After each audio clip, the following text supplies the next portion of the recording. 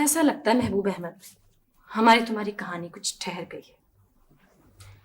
वही रोजाना के झगड़े, वही परेशानियां, वही अकबर की बदतमीजियां, वही कबूतर की हुटर।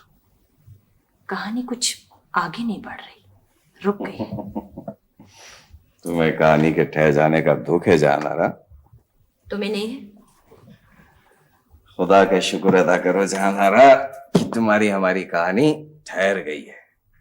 कहानी आगे बढ़ने लगती है तो डर लगता है कि खत्म हो जाएगी।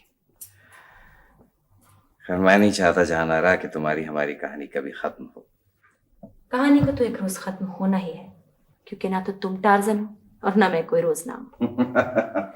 समझ में नहीं आता जिंदगी कैसे कटेगी। आराम से कट जाएगी जहानारा, आराम से कट जाएगी, तुम्हारे हमारे फिक्रों की तरह। क्या मतलब? भाई तुम जो कुछ कहना चाहती हो मैं बात काट देता हूँ, मैं कुछ कहना चाहता हूँ तुम बात काट देती हो। ना तुम मेरी सुनना चाहती हो ना मैं तुम्हारी बात समझना चाहता हूँ। तमन्ना ही रह गई कि दिन भर में 10 मिनट तुमसे नर्म लहजे में बात कर सकूं। ये मोहतरमा 3 मिनट तो गुजर चुके हैं। कौन है? मैं हूँ 400 with food। कल से कह रही हूँ इस मेहमान की छुट्टी कर दो। क्यों?